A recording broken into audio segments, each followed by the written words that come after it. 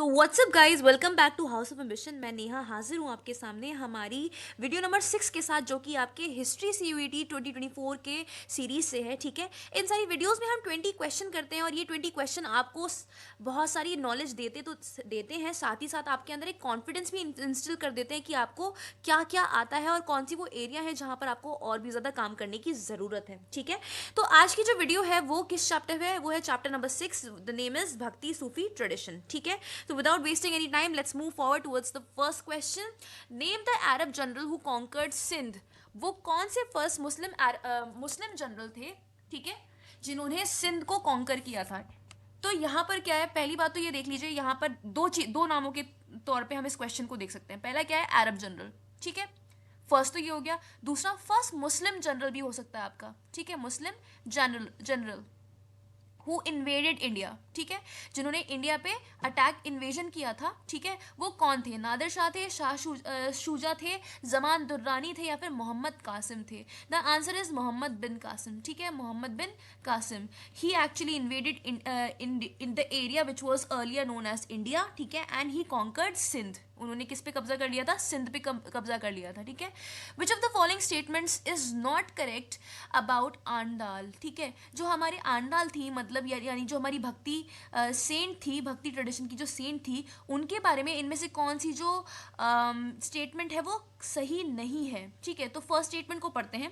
Andal saw herself as the beloved of Vishnu, her verses express her love for the DT.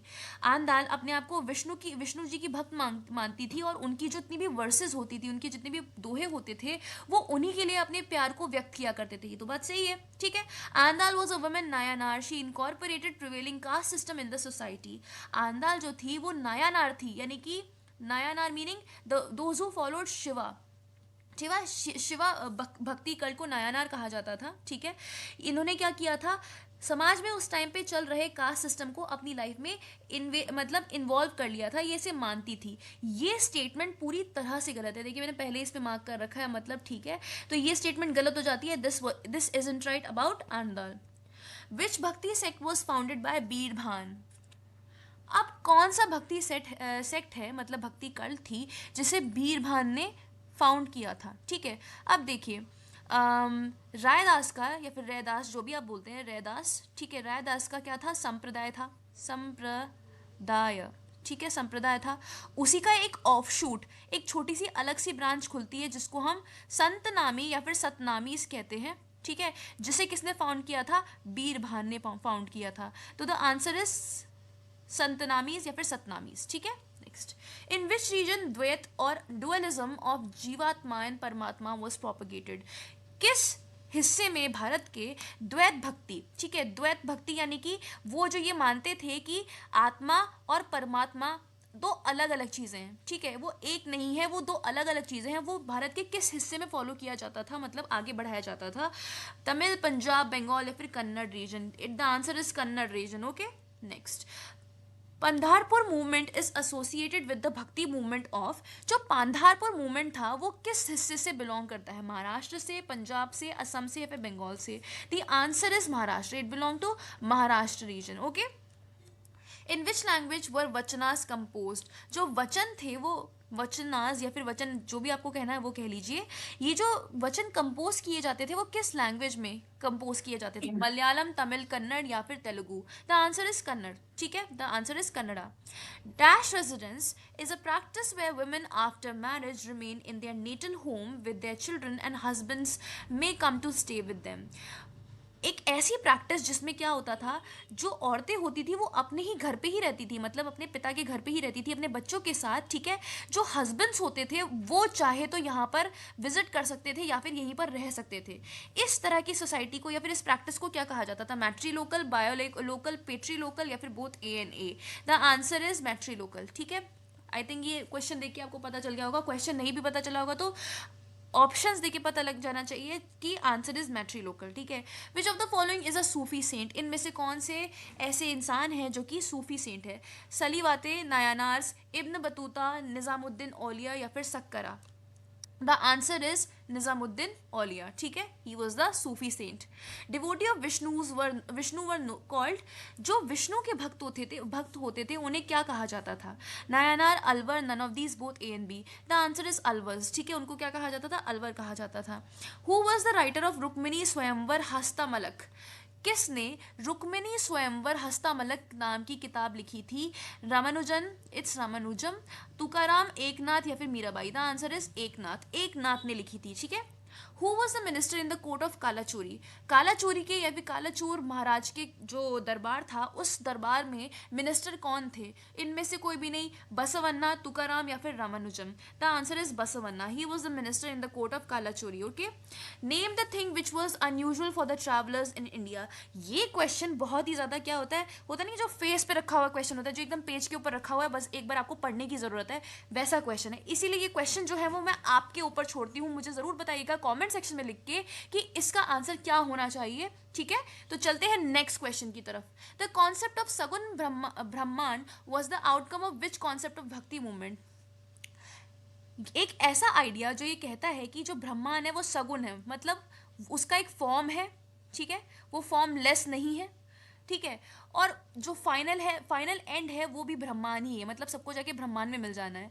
तो सगुन ब्रह्मांड का जो आइडिया था वो किस भक्ति मूवमेंट का आउटकम था? निर्गुण ब्रह्मांड का, नन ऑफ दीज, वैष्णविज्म या फिर शैवाइज्म? द आंसर इज निर्गुण ब्रह्मांड का ये इसका आउटकम था, ठीक है। Who was the philosopher and reformer from Ramanandi संप्रदाय, ठीक है, रामानंदी संप्रदाय के कौन फिलोसफर और फाउंडर थे? मैंने पहले ही बताया था आपको कि क्या नाम है, चलिए एक बार ऑप्शंस को पढ़ लेते हैं। रविदास, कबीरदास, मीराबाई और तुलसीदास, ठीक है। The answer is Tulsidas. क्या आंसर है? रामानंदी संप्रदाय किसने फाउंड किया था, मतलब कौन फिलोसफर थे और उसके फाउंडर थे? तुलसीदास थे, ठीक है। Next, who among the following bhakti saints were responsible for founding many पुण्य क्षेत्र along the length and breadth of India by taming avatars of Parvati and imprisoning her essence इन श्री चक्र, ठीक है। इनमें से कौन सी भक्ति संत जो थे उन्होंने पूरे के पूरे इंडिया में पुण्य क्षेत्र इन सब का निर्माण करवाया था, ठीक है, और वो भी कैसे? पार्वती जी के एसेंस को, यानी कि उनके अवतार को कैद करके, ठीक है, किसमें? श्री चक्र में। द तुलसीदास, शंकराचार्य, रामानुजम या फिर Valmiki? The answer is Shankaracharya, he was responsible for founding पुण्य क्षेत्र along the length and breadth of India, okay. Appar was a dash saint, जो अप्पार थे वो कौन से सेंट थे? अलवर थे, कबीरपंथी थे, नायनारी थे या फिर लिंगायत थे? The answer is he was a Nayanar saint, ठीक है। यस, वो जो पिक्चर आपने जस्ट देखी वो किसकी थी? रॉबर्ट रेडफील्ड की थी, ठीक है। He is a very famous, यही क्वेश्चन आपसे पूछा गया है, Robert Redfield who coined the term great and little traditions, ठीक है। एक इन्होंने बहुत ही फेमस टर्म मतलब इन्होंने कॉइन किया था, मतलब इसको एक इनने सबसे पहले यूज किया था, इन्होंने इसका इन्वेंशन किया था, जिसका नाम था little and great tradition, great traditions, ठीक है। ये जो टर्म था इसका यूज काफी बहुत सारे एंथ्रोपोलॉजिस्ट के द्वारा किया गया है, ठीक है। क्या करने के लिए? इंडियन सोसाइटी के स्ट्रक्चर को स्टडी करने के लिए, इंडियन सोसाइटी के स्ट्रक्चर को स्टडी करने के लिए। तो आप मुझे ये बताइए कि वो जो रॉबर्ट रेडफील्ड थे जिन्होंने इस टर्म को दिया था वो थे कौन? सोशियोलॉजिस्ट थे, ट्रैवलर थे, पोएट थे या फिर आर्कियोलॉजिस्ट थे? The answer is he was a sociologist. सी ऐसे काम जो सोसाइटी समाज के स्ट्रक्चर को स्टडी करवाए और उसके लिए नए नए इन्वेंशन करे वो तो सोशियोलॉजिस्ट ही होते हैं ना, राइट। अब जान लेते हैं लिटिल और ग्रेट ट्रेडिशन क्या है। According to this term little tradition involve poets, ठीक है, saints and story tellers of India, ठीक है। ग्रेट ट्रेडिशन में बड़े बड़े लीडर्स आ जाते थे, ठीक है, बड़े बड़े लीडर्स आ गए, बड़े बड़े सेंट्स आ गए, इन सब को पढ़ने के लिए एक टर्म निकाला गया, little and great traditions of India. He is Robert Redfield, okay. Next, the term Hindu was derive from, जो जो ये शब्द है हिंदू वो किस भाषा से डिराइव किया गया है? संस्कृत, उर्दू, पर्शियन या फिर अरबिक, ठीक है। अब देखिए यहाँ पर जो टर्म है, जो रियल टर्म था वो था सिंधु। क्या था?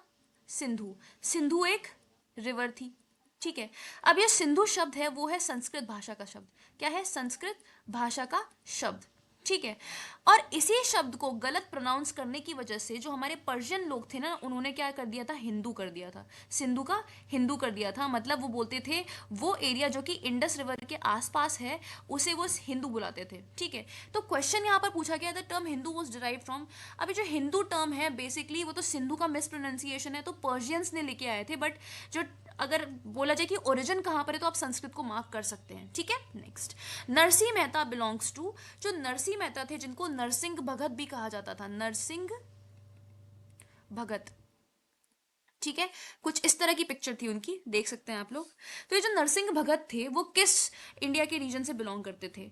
ठीक है। इनके बारे में कुछ बातें जान लेते हैं। पहली बात तो ये 15वीं सदी के आसपास फंक्शन किया करते थे, मतलब ये 15वीं सदी के आसपास बड़े एक्टिव थे। उसके बाद क्या बोलूँ, मतलब उसी टाइम के ये सेंट थे। ठीक है। दूसरी बात, ये जो थे वो कृष्ण के भक्त थे। ठीक है, कृष्ण के भक्त थे। फिर इनका एक ना वो है भजन जिसका नाम था वैष्णव जंतु, वैष्णव जंतु, जंतु। ये जो भजन है ना ये इंपॉर्टेंट इसलिए हो जाता है क्योंकि गांधी जी इस भजन के बड़े फैन थे। ठीक है। Gandhi ji used to hear this bhajan a lot. तो नरसिंह भगत जो थे वो किस हिस्से बिलोंग करते थे। अब नरसिंह मेहता लिखा हुआ है, Mehta is like most of the time it's found in Gujarat, तो answer will be Gujarat. Narsinh Mehta के जो भजन है ना वो गुजराती एरिया में और राजस्थानी एरिया में बहुत ज़्यादा फेमस है। ठीक है। Next, what do we call the science of measurement. Measurement के साइंस को क्या कहा जाता है। None of these, metrology, meteorology, epigraphy. The है। द आंसर इज मेट्रोलॉजी। ठीक है। क्या आंसर है, मेट्रोलॉजी। ओके। ये मीटियोरोलॉजी मतलब मौसम के हालचाल को पढ़ने को मीटियोरोलॉजी कह देंगे। ठीक है। एपिग्राफी का मतलब क्या होता है, एपिग्राफी का मतलब क्या, इंस्क्रिप्शंस ये सब। ओके। इसकी स्टडी को हम बोल देते हैं एपिग्राफी। ओके। Inscription, inscription. ठीक है। नेक्स्ट, यहाँ पर हमारी जो क्वेश्चंस है वो खत्म होते हैं। I hope you got to learn a lot and also you got to know that which are the areas in that history book that you really need to work upon, right. तो अगर इतना सब कुछ जान ही गए हो तो यार एक अप्रिसिएशन का लाइक भी दबा दो। ठीक है। Just hit the like button and if you like this video please share it also so that other people can also derive benefit from this video. ठीक है। मिलते हैं नेक्स्ट वीडियो में कुछ ऐसे ही क्वेश्चंस के साथ, पूरे हिस्ट्री के सिलेबस को कवर कर लेंगे। All the best for your CUET preparation. Bye bye.